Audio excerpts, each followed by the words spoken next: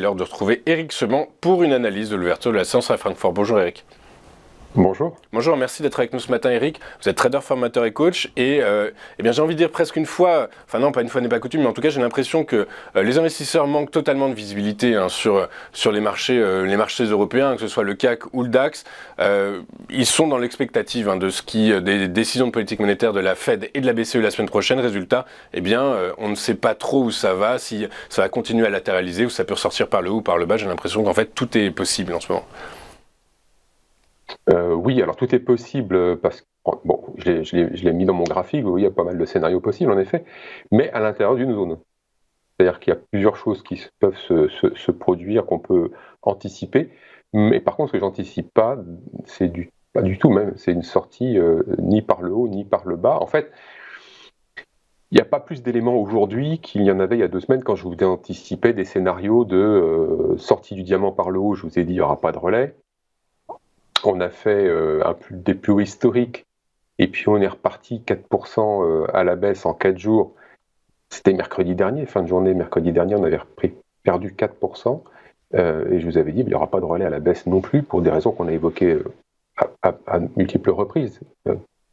La raison principale étant que les gérants sont protégés, ne sont pas dans l'obligation de faire, donc on ne va pas les attendre comme relais baissier.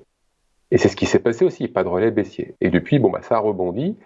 Et puis, je vous avais dit aussi, mon scénario principal, central, ce sera une continuation, une poursuite de l'évolution en latéralisation. Et après le diamant, on aura certainement un range. Et on a le range. Bon. Est-ce que c'est surprenant? Non, parce que de toute façon, on n'a pas les conditions. Donc la semaine prochaine, oui, on va avoir des annonces de banques centrales, BCE, enfin, Fed d'abord, BCE ensuite, mercredi, jeudi. Certainement que le marché va se mettre en mode attente après un peu de volatilité, on va que ça se calme quand même un petit peu. Volatilité intraday, parce que sur les options, il se passe pas, il y a rien de nouveau. Et puis après les annonces, qu'est-ce qu'on peut attendre des annonces en fait?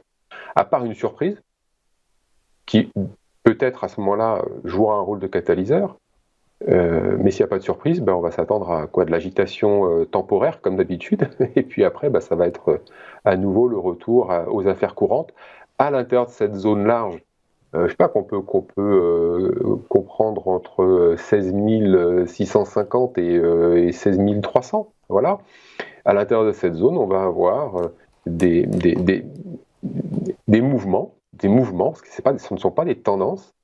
La tendance haussière qui a commencé en octobre, qui a suivi une accumulation point haut février, mars, ensuite une nouvelle extension haussière, et puis la zone dans laquelle on évolue, ça reste une tendance haussière de fond. Le marché, il n'est pas en tendance baissière, mais bon, voilà, avec des grosses pauses, avec un manque de carburant pour aller plus haut, mais c'est normal. Il n'y a pas à l'horizon justement la visibilité dont vous parliez à l'instant, qui permet aux gérants de revenir fortement sur les actions, de pouvoir investir avec de la conviction, parce que c'est comme ça que les gérants investissent. Ils investissent essentiellement sur de la conviction, et pas la spéculation qui va agir à très court terme.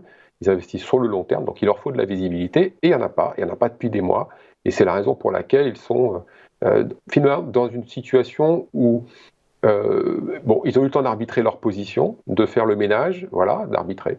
La collecte, ils sont obligés de la placer, mais ils utilisent les produits dérivés, essentiellement des ETF, en attendant de voir un peu plus clair à l'horizon, un peu plus que le mois prochain. Et puis, ils pourront à nouveau allouer leurs actifs, leur trésorerie, les fonds, sur leur scénario de conviction.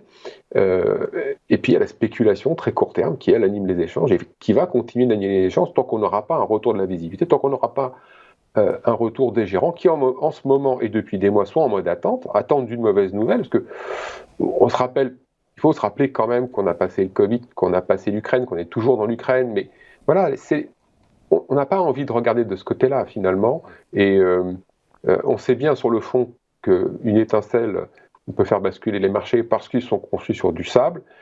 Oui, c'est vrai que les marchés ne sont pas vulnérables pour le moment parce que les gérants sont protégés, mais jusqu'à un certain point, c'est tout. En dessous duquel, ce sera un peu de la panique aussi. Ils auront l'obligation d'agir. Et donc là, on va avoir forcément des relais qui vont se mettre en place. On n'en est pas là, évidemment. Maintenant, il ne faudrait pas qu'il y ait vraiment une très mauvaise nouvelle qui puisse revenir mettre le feu aux poudres. Et parce que justement on a cette menace, alors on se protège. Voilà, on a appris finalement de ce qui s'est passé après enfin de l'épisode Covid essentiellement, et puis un peu plus de l'épisode ukrainien. Donc pour l'instant, pas de directionnel à attendre, parce que c'est la spéculation qui anime l'échange et continuera d'animer l'échange, et comme elle n'a fait pas les volumes, alors on ne peut pas imprimer une direction long terme.